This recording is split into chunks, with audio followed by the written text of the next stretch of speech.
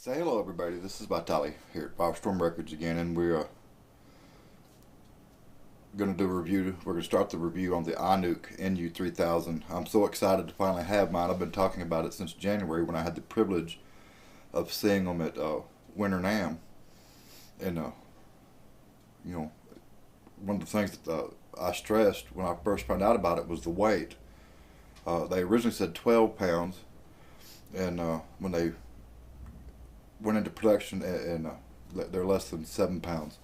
I've got mine right here, and as you can see, one-handed, and I've always stressed that dramatically because the amps that I use weigh about 50 pounds a piece, and my rack's so heavy it's all I can do to pick it up. We're going to start off here on the back. On your inputs, if you notice, they're universal inputs that uses either 1/4 inputs or the XLRs. Either way, that's a great plus. If you notice, it's got its built-in crossovers here, and then your switch for your stereo, mono, and bridged. And then as you can see, your outputs are professional speak-ons, fan in the back, power input. Nothing real fancy. We'll pause this and get it mounted in the rack and get it hooked up, and be right back. Okay, I've got the Behringer NU3000 mounted in my ATA case and all hooked up, and I've played with it a little bit, and so far so good. I'm actually quite impressed. I had read what few reviews I could find on it before I actually ordered it, and decided to order it anyway. And I'm going to address a couple of things in this review that I'm reading now. First off, they had stated that it seemed to only have headroom for the first 2 LEDs on the output, and then after that it quickly started clipping. Well, based on what I've learned so far playing with it, there's a good reason for that.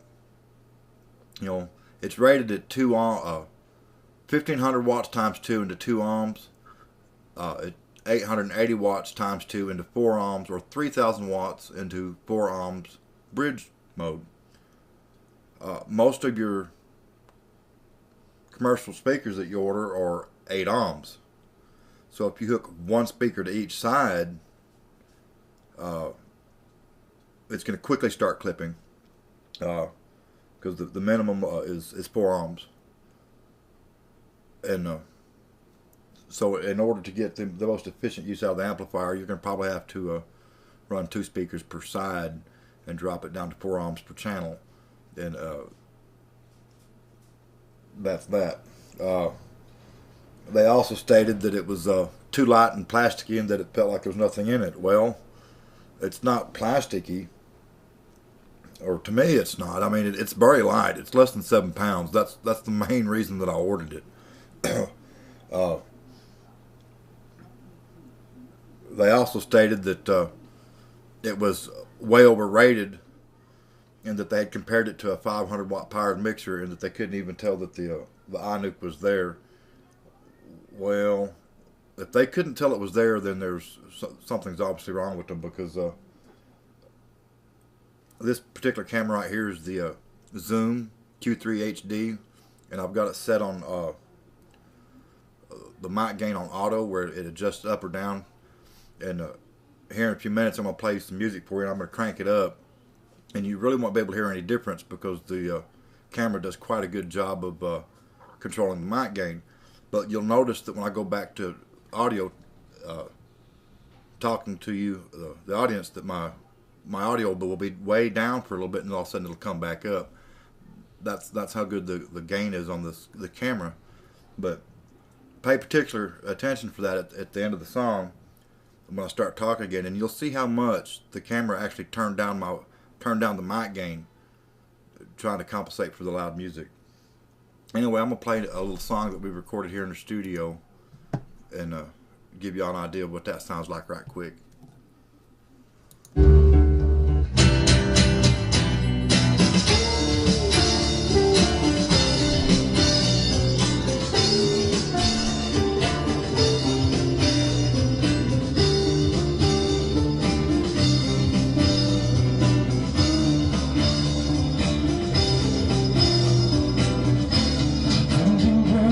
essence of you here.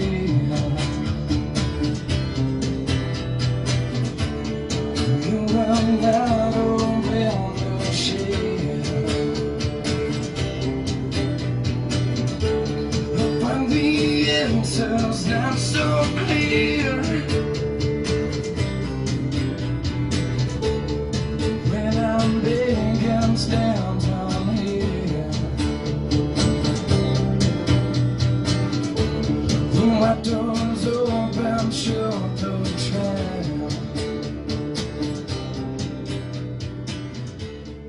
When I hold you through the night,